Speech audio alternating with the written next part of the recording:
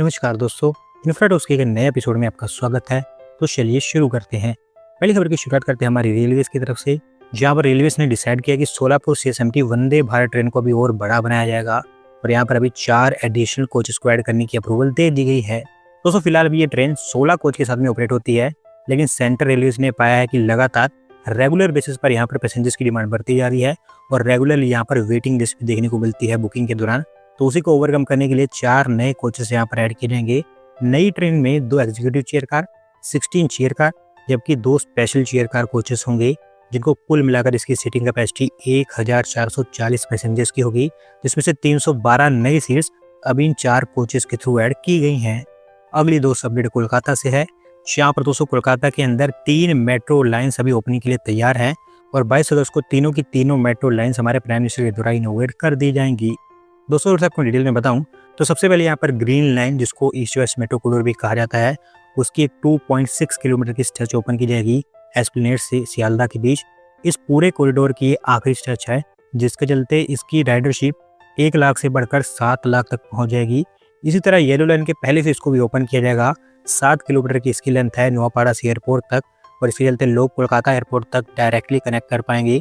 आखिरी 4.4 किलोमीटर की स्ट्रेच है ऑरेंज लाइन के ऊपर, जो रूबी मेट्रो स्टेशन से बिलाघाटा मेट्रो स्टेशन के बीच बनाई गई है। इसके चलते ऑरेंज लाइन का जो असल पोटेंशियल है वो यूटिलाइज हो पाएगा। अगली 2 अपडेट कर्नाटका से है, जहां पर कर्नाटका सरकार का बेल्लारी जीन्स पार्क प्लान आगे बढ़ता हुआ दिखाई दे रहा है और अभी इसको लेकर लैंड एक्विजिशन कंप्लीट हो चुका है। दोस्तों बेल्लारी जीन्स पार्क एक पोल प्रॉमिस था कर्नाटका सरकार का, क्योंकि इलेक्शन के दौरान इसकी अनाउंसमेंट की गई थी। उस समय डिसाइड ये हुआ था कि बेल्लारी के आउटस्कर्ट्स पर ऐसा एक जीन्स पार्क तैयार किया जाएगा। इसको लेकर पिछले लंबे समय से डिमांड भी हो रही थी और अब फाइनली यहाँ पर लोगों की डिमांड सुन ली गई है। फिलहाल कर्नाटका इंडस्ट्रियल डेवलपमेंट बोर्ड के द्वारा 154 एकर्स ऑफ लैंड एक्वायर कर ली गई है बेल्लारी के आउटस्कर्ट्स पर, जहाँ पर ये जीन्स पार्क तैयार किया जाएगा और 500 से ज़्यादा जीन्स से रिलेटेड यूनिट सेटअप की जाएंगी। स्टिचिंग, वॉशिंग, मैन्युफैक्चरिंग, सेलिंग सब काम एक ही जगह पर हो पाएगा। एक ईटीपी भी यहाँ पर तैयार किया जाएगा कर्नाटका इंडस्ट्रियल डेवलपमेंट बोर्ड के द्वारा। फिलहाल इसको लेकर टेंडर भी फ्लोट कर दिए गए हैं। प्रीलिमिनरी वर्क स्टार्ट करने के लिए ऑर्डर्स भी इशू कर दिए गए हैं। देखना यही है कि कब तक ये बन पाता है। अगली 2 अपडेट भोपाल मेट्रो से है, जिसको आरडीएसओ की ऑफिशियल सर्टिफिकेशन मिल चुकी है आगे काम बढ़ाने के लिए और अभी मेट्रो अथॉरिटीज का यह कहना है कि अक्टूबर के आसपास इस मेट्रो लाइन को ओपन किया जा सकता है। दोस्तों इंदौर मेट्रो की तरह भोपाल मेट्रो भी काफ़ी ज़्यादा डिलेड मेट्रो प्रोजेक्ट है, काफ़ी धीरे धीरे इसका काम आगे बढ़ रहा है, जिसका एक कारण मध्य प्रदेश सरकार भी है, क्योंकि इनकी कुछ खास इंटेंशन यहाँ पर दिख नहीं रही है इसको बनाने के लिए। हालांकि अच्छी बात यह है कि ये धीरे धीरे कंप्लीशन की ओर बढ़ती जा रही है। 7.5 किलोमीटर का प्रायोरिटी कॉरिडोर सुभाष नगर से एम्स भोपाल तक अभी बनकर तैयार हो गया है और उसी को ही आरडीएसओ के द्वारा सर्टिफिकेशन दिया गया है। अभी just commissioner of metro rail safety की अप्रूवल यहाँ पर चाहिए, जिसके इंस्पेक्शन के लिए भी यहाँ पर काम स्टार्ट हो चुका है। पूरी उम्मीद यही है कि अक्टूबर के आसपास ये मेट्रो लाइन का प्रायोरिटी कॉरिडोर ओपन हो जाएगा। अगली 2 अपडेट आंध्र प्रदेश से है, जहाँ पर आंध्र प्रदेश की श्री सिटी देश की अब एसी मैन्युफैक्चरिंग हब बन चुकी है, क्योंकि इस समय हमारे देश का हर एक मेजर एसी ब्रांड जो भारत के अंदर काम कर रहा है वो यहाँ पर एक न एक मैन्युफैक्चरिंग प्लांट को ऑपरेट कर रहा है। दोस्तों सिटी सिटी एक स्पेशल इकोनॉमिक जोन है जो कि आंध्र प्रदेश के तिरुपति के अंदर बनाया गया है और ये एक शाइनिंग एग्जाम्पल है कि कैसे देश के अंदर इंडस्ट्रियल सिटी को डेवलप किया जाता है। अभी फिलहाल 7 एसी मेकर्स और 17 एसी कंपोनेंट्स मेकर्स यहाँ पर उनकी फैसिलिटीज को ऑपरेट करते हैं, जो कुल मिलाकर भारत के 50% के आसपास एसी प्रोड्यूस करते हैं। आगे चलकर एलजी, डाइकिन और हाइसेंस ये 3 कंपनीज यहाँ पर लेटेस्ट एडिशन होगी, जो यहाँ पर उनकी मैन्युफैक्चरिंग स्टार्ट करने वाली हैं अगले 2 सालों के अंदर अंदर। और जैसे ये काम होगा तो देश के 60% एसी यहीं पर प्रोड्यूस हो पाएंगे। साथ साथ हमारे देश के 80% से ज़्यादा एसी एक्सपोर्ट्स भी आपको सिटी सिटी से ही होते हुए दिखाई देंगे। अगली 2 फिर से अपडेट कोलकाता से है, जहाँ पर वेस्ट बंगाल सरकार न्यू टाउन कोलकाता के अंदर एक इन्फोटेक, एंटरटेनमेंट और कल्चरल पार्क को सेटअप करने वाली है और इसको लेकर West Bengal housing infrastructure development corporation के द्वारा डिटेल्ड ब्लूप्रिंट तैयार कर लिया गया है। दोस्तों बेसिकली ये एक ऐसी प्लेस होगी जहाँ पर सोशल और कल्चरल परफॉर्मेंस एंड एक्टिविटीज एक सिंगल प्लेस पर हो पाएंगी। ब्लूप्रिंट के अकॉर्डिंग 25 एकर्स एरिया में फैला होगा और इकोटेक के एक्शन एरिया 2 में इसको बनाया जाएगा, जहाँ पर 70 से 75 हज़ार लोगों की कैपेसिटी का एक ओपन एयर एम्फी थिएटर, जो कि एक टाइप का कॉन्सर्ट एरिया होगा, 20 से 25 हज़ार की कैपेसिटी का एक इंडोर कॉन्सर्ट एरिया, जबकि एक ओपन स्टेप स्टेडियम गैलरी बनाई जाएगी 15 से 20 हज़ार की कैपेसिटी वाली। इसके अलावा art galleries, craft display spaces, एक कल्चरल म्यूजियम, एक इंटरप्रिटेशन सेंटर, एग्जीबिशन और सुवेनियर शॉप्स यहाँ पर सेटअप की जाएंगी। एक वेलोड्रोम की तरह इसकी शेप होगी और ये एक आइकॉनिक स्ट्रक्चर होगा। बंगाली में इसका नाम विश्व आंगन रखा जाएगा। फिलहाल इसको लेकर ब्लूप्रिंट भी तैयार हो गया है, लैंड भी आइडेंटिफाई कर ली गई है कंसल्टेंट हायरिंग का प्रोसेस भी स्टार्ट हो गया है। देखते हैं कि कंस्ट्रक्शन कब तक स्टार्ट होता है। अगली 2 update Chinese electronic maker one plus से है, जो भारत में भी उनका मैन्युफैक्चरिंग पोर्टफोलियो और एक्सपांड कर रहे हैं और अब उन्होंने डिसाइड किया है कि उनके टैबलेट्स भी भारत के अंदर ही प्रोड्यूस किए जाएंगे। दोस्तों वन प्लस के बारे में आप जानते हैं कि हमारे देश के अंदर स्मार्टफोन मार्केट में ये one of the biggest company है। अच्छा खासा मार्केट शेयर ये होल्ड करते हैं। स्मार्टफोन से ऑलरेडी हमारे देश के अंदर प्रोड्यूस कर ही रहे थे। ये टैबलेट्स उसमें लेटेस्ट एडिशन है। भगवती प्रोडक्ट्स लिमिटेड के साथ में मिलकर ये काम किया जाएगा और इनिशियली वन प्लस पैड 3 और one plus pad light in दोनों की यहाँ पर मैन्युफैक्चरिंग की जाएगी। ग्रेटर नोएडा फैसिलिटी में सारा का सारा काम होगा और डेफिनेटली इसके चलते नई जॉब्स यहाँ पर जनरेट हो पाएंगी।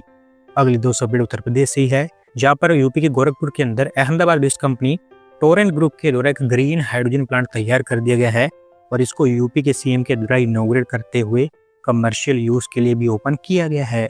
दोस्तों ग्रीन हाइड्रोजन प्लांट एक ठीक ठाक स्केल का ग्रीन हाइड्रोजन प्लांट है और इनफैक्ट यूपी का ये पहला ग्रीन हाइड्रोजन प्लांट है, जहाँ पर annually 72,000 tonne of green hydrogen produce हो पाएगी। बताया गया है कि 2% ग्रीन हाइड्रोजन को एलएनजी और पीएनजी में ब्लेंड करके इंडस्ट्रियल और रेजिडेंशियल एरियाज को यहाँ से सप्लाई किया जाएगा। अगली 2 अपडेट हमारे स्टील सेक्टर से है, जहाँ पर इंडियन कंपनी जेएसडब्ल्यू स्टील और साउथ कोरियन कंपनी पोस्को ये दोनों मिलकर देश के अंदर स्टील प्रोडक्शन के ऊपर काम करने वाली हैं और इसके लिए इन्होंने एग्रीमेंट भी साइन कर लिया है और डिसाइड ये किया है कि भारत के अंदर सबसे पहले इनके द्वारा एक नया स्टील प्लांट सेटअप किया जाएगा। दोस्तों दोनों कंपनीज पिछले 8-10 सालों से कोशिश कर रही हैं कि वो स्टील सेक्टर में टाई अप फॉर्म कर लें और फाइनली अब इसके ऊपर कुछ प्रोग्रेस होता हुआ दिखाई दे रहा है। आज से कुछ महीने पहले ही इनके द्वारा अनाउंसमेंट कर दी गई थी कि वो उड़ीसा के अंदर एक स्टील प्लांट को बनाएंगे और रिपोर्ट्स में बताया जा रहा था कि स्टील प्लांट की capacity 5 million tonne per annum की होगी, लेकिन दोस्तों इसको इनके द्वारा और इंक्रीज कर दिया गया है। 6 मिलियन टन पर एनम की इनकी कैपेसिटी होगी और खुद इसके अनाउंसमेंट इनके द्वारा इस बार की गई है। ओडिशा सरकार के द्वारा उनके शेड के अंदर कई सारे लैंड पार्सल आइडेंटिफाई किए गए हैं। इसको लेकर अगले कुछ ही दिनों के अंदर अंदर ये कंपनीज मिलकर उन सभी लैंड पार्सल्स को असेस करेंगी। जो भी लैंड सूटेबल होगी वहीं पर इनका स्टील प्लांट बनकर तैयार होगा। अगली 2 अपडेट हमारी रेलवेज की तरफ से है, जहां पर दोस्तों रिपोर्ट्स में बताया जा रहा है कि भी भारतीय रेलवेज एयरपोर्ट की लगेज पॉलिसी को रेलवे स्टेशन पर इंप्लीमेंट करने वाली है और इसके अंतर्गत होगा ये कि एयरपोर्ट्स की तरह अगर आप रेलवे स्टेशन पर एक्सेस लगेज लेकर जाएंगे तो उसके लिए आपको एक्सेस चार्जेस देने पड़ेंगे। तो सभी आप जानते हैं कि एयरपोर्ट्स पर इस तरह की एक पॉलिसी है, जहाँ पर अगर आप एक सर्टेन लिमिट से ज़्यादा लगेज लेकर जाते हैं तो उसके एक्सेस चार्जेस देने पड़ते हैं, जो डिपेंड करता है उसके वेट और साइज के ऊपर।